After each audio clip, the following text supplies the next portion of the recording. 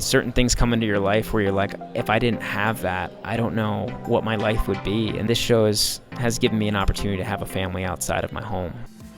This is the Truth Pop Podcast with Jake and Cathy, a Catholic take on faith and culture. Be sure to subscribe. We're with Giavani Cairo from The Chosen here at the C Conference. It's Jake and Cathy with the Truth Pop Podcast. Giavani, such an honor to speak with you. We're such fans of the show. You were at a place back in 2018 where your career and just your overall projections weren't looking extremely great. Yeah, Jake, it was at a point to where I was chasing things in my career where I wasn't just being fulfilled. You know, a lot of the time as artists, you want to be a part of something bigger than yourself, but you always don't get that chance. So I was in Los Angeles, just really focused only on myself for the most part, trying to book work, but there wasn't really any meaning behind it. At the same time, I'm from the Midwest, and I, like you guys are, and like I miss family. All my family's back in Michigan. You go from seeing them maybe, every day to only seeing them once a year. So I was contemplating taking a break, and at the same time not feeling, I grew up Catholic, but not really feeling deep in my faith. My friend was like, hey, like, why don't you not quit, but like start helping me with some like nonprofit work. It's all about giving back to people who are less fortunate. And as hesitant as I was, I took a leap of faith and just joined her. And we gave back to homeless shelters, worked with nonprofits. And through this program, you also got to focus on areas of your life and where you want to do better. And for me, I don't know where it came from, but in my heart, it spoke to like, I just want to get closer to God. Career, I want to book my first series. I think that would be amazing. So I started reading the Bible every day and talking to him. In my mind, I was like, I don't know how to do this. It's not like, I don't feel like, am I asking the right questions? Am I talking to him in the right way? But what was crazy, it was a few weeks before this project had ended, was when the audition for The Chosen came. Didn't know what it was. It was just a low budget, only had the budget for like 4 episodes at the time, and I auditioned for Simon Peter, 180 from who I play Thaddeus right now, but and no one could help me for the audition, so I just recorded the lines for the other character on off camera. That was like, I'm not getting that, and then they asked me to read for Andrew a few weeks later, but I couldn't make the call back. I was in Dallas at the time. I didn't have the money to fly out. And Dallas and his team and casting so graciously let me send another tape in. And then soon after that, it was a few weeks later, got on a Skype with Dallas. And he's like, we don't know where we want to place you, but we want you a part of it. And if that's not him moving, I don't know what is, honestly, because there's no way that's a coincidence. As the two things I wanted most out of that was to get closer to my faith and to ironically book a series that's all about bringing people together.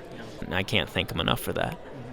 You play Thaddeus on The Chosen, otherwise known as St. Jude, and there's not much known about St. Jude. You know, he's not really mentioned too much in the Bible, and can you tell us a little bit about St. Jude and how that affects your devotion to him?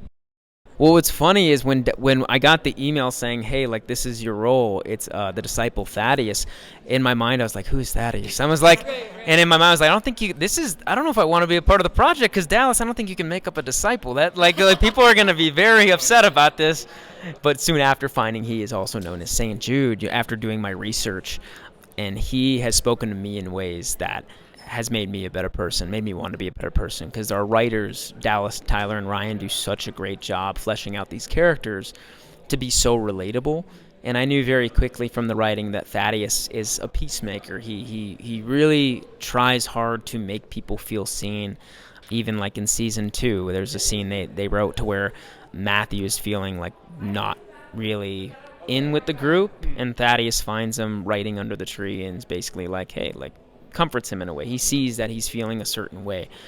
And in a lot of ways, Thaddeus is kind of like the friend I wish I was to myself growing up as a kid, because I didn't have confidence. I felt kind of, left out a lot of the time, low confidence. And Thaddeus is just very much like, hey, I see you.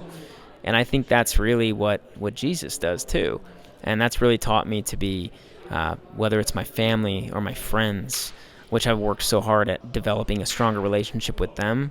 But even people that I'm meeting for the first time, I think that's why we're all here, to connect and spread Jesus' love and his kindness and and togetherness, because we're a lot stronger together than we are separated, and we're a lot more similar than we are different in a lot of ways when we really stop and listen to each other. So that's what he really teaches me on a daily basis, and I'm thankful for the team to put me in a position to do that for people.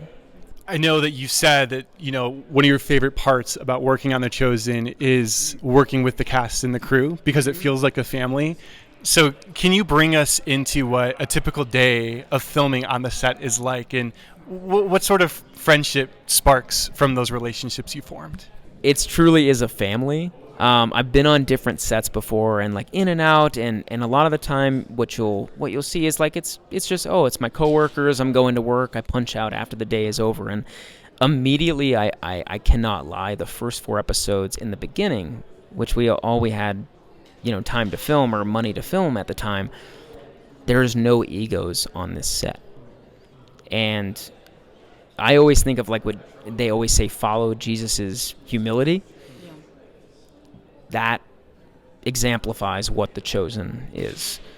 We are all friends on set, off set, like in our off time, like we're going to dinner together, we're having game nights together, we have cried, we've laughed, we've shared wins and losses together.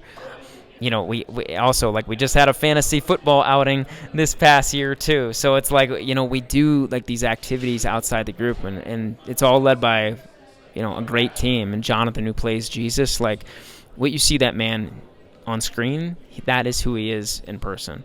He has such a kind heart, and he's such a leader on and off set, and really just makes you feel comfortable when you're working with him. And I'm grateful because it's my family away from home in a lot of ways. And I just, certain things come into your life where you're like, if I didn't have that, I don't know what my life would be. And that this show has given me an opportunity to have a family outside of my home. So that's what it's like going to work every day. It's like you're going to see your friends and family at summer camp. And that's, I always look forward to seeing these guys. Yeah, we love The Chosen. We love watching it. It's such a great show. Yeah. And I just love that you play Thaddeus, St. Jude. Jake and I were able to pray with St. Jude's relic about a year and a half ago, his arm. Yeah. And we learned a lot about him, and we started to get a devotion to him because I know he is known as the saint for hopeless causes. And I was just wondering, do you know anything about any miracles attributed to St. Jude specifically? I believe there is a passage to where there's a king either in Edessa, I believe it's Edessa, yeah. And the king was very ill. He asked, Jesus to come heal, pray for him, and he sent St. Jude as well. And I believe a cloth wiped on Jesus' face, and he brought it to this king, and it healed him. So he allowed St. Jude to go over and basically do that. And I think that's a lot in terms of like when you see St. Jude, like any pictures of him, he always has kind of like the emblem of Jesus' face with him. That's one miracle I hold close to my heart and that I know as well. So yeah. The saints model what true humility looks like, that they always point to Jesus. And Thaddeus, St. Jude gives us that example of what pointing to God's glory in all things looks like, and you exemplify that in your role, and the humility but also the quiet strength that people see in your character, and people here at the Seek Conference are so excited to have The Chosen partnering with this conference.